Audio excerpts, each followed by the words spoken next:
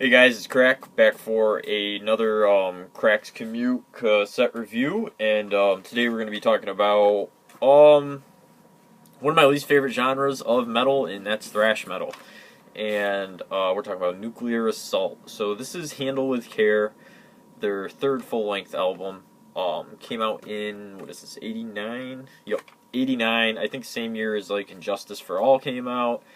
So this is a big time for thrash music, and it was really getting at the height of its popularity. And I remember when I was getting into thrash in the early 90s, through bands like Slayer, Exodus, Testament, and of course Megadeth and Metallica, and Anthrax. I remember coming across Nuclear Assault because of Anthrax, because Dan Liebler, the bassist, was actually in Anthrax on their Fistful of Metal record, and then he branched out and did this. But he was also in SOD with Scott from Anthrax and Billy from MOD, and so he's got some pretty deep roots in thrash. And thrash, is one of my least favorite metal genres, and it's just because it's kind of not because of its roots, but because of where it's gone. Like, I love early thrash. Love the SOD record, Speak English or Die. Love old Megadeth. I like, huge fan of Nuclear Assault's Survive record, which is their second LP. And, there's tons of good thrash out there, but now it's kind of turned into this, like, almost like a party metal genre, which I'm not a big fan of.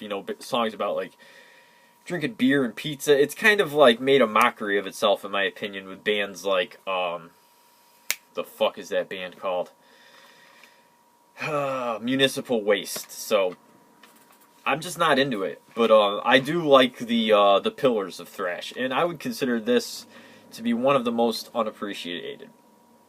Now, I remember when I first came across Nuclear Assault, was getting into the discography, I first heard Survive and Game Over and thought they were awesome. And I remember those record covers were really fucking cool looking.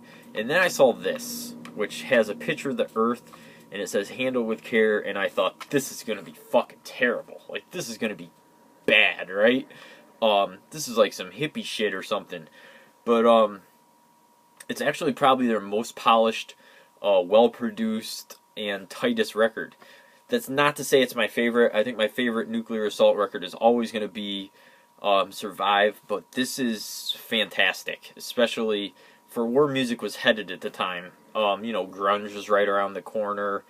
And Justice for All didn't have any bass. Like, all kinds of weird shit was happening. But this was fucking solid. And the before mentioned Dan Liebler, I'm a big fan of his. I think he's really cool. We lived in Rochester. Well, when I lived in Rochester for all the years I was there, he was there. He was at every show, and not like behind stage. I mean, at bars, like just regular shows.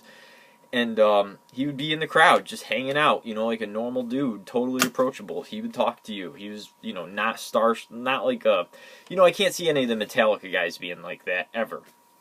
And he's about to have his 50th birthday party, and his final show with Brutal Truth. I believe he's, like, retiring from music, which is unfortunate, but he's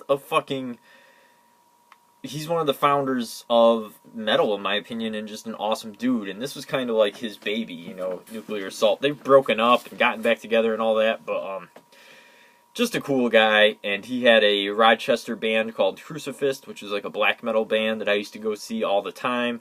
And they were cool. I mean, not all the time. They didn't really have that many shows, but whenever they did, I would definitely go check them out. And really liked them. And so I'm a fan of his music, and this is one of the best things he's done, in my opinion, despite the terrible cover. And I really only have a few complaints. I mean, you know what you're getting with Nuclear Assault. It's really good early thrash metal.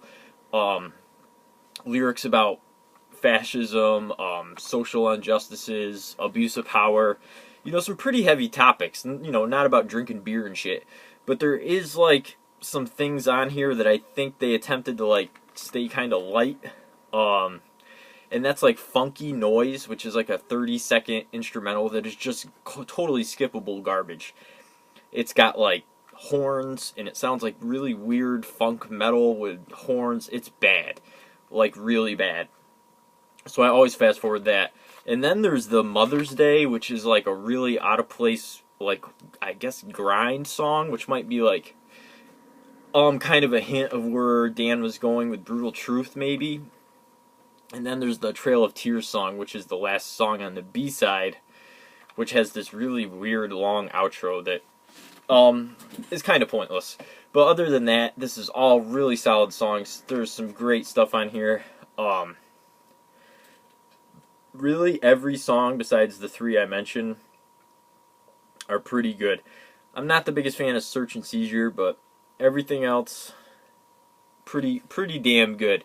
So I would definitely give this a somewhere in between a tape it and a cop it. Like if you're not into metal, and you're probably gonna have no interest in this, because I think thrash is kind of one of the genres of metal. I don't know, I guess it is pretty accessible, so even if you don't like metal, you might like this. But if you like metal at all, this is definitely a must-have. And if you're into thrash, you probably already have this. But yeah, so somewhere in between a tape it and a cop it. Just depends on your feelings about metal and thrash metal in general. But I think it's a great record. My second favorite Nuclear Assault record, and one of my favorite thrash bands from a genre that I don't really care for. So yeah, great release. And not much to say about the packaging. You know, professionally printed. I'm more gonna go into details of packaging if it's like DIY or the band released it themselves. It's from a small distro, hand numbered, stuff like that. But you know, this is, you know, typical big release from the late 80s there. You know, professionally done. Picture of the band here, and some lyrics inside. And you know, I just talked about Dan mostly just because, you know, he's the bass player, and you know, it's somebody that I've, you know, met a few times and like kind of really admire. But this whole band is very tight, and these guys are all great musicians. So great tape, and that's it for me, guys. Crack out.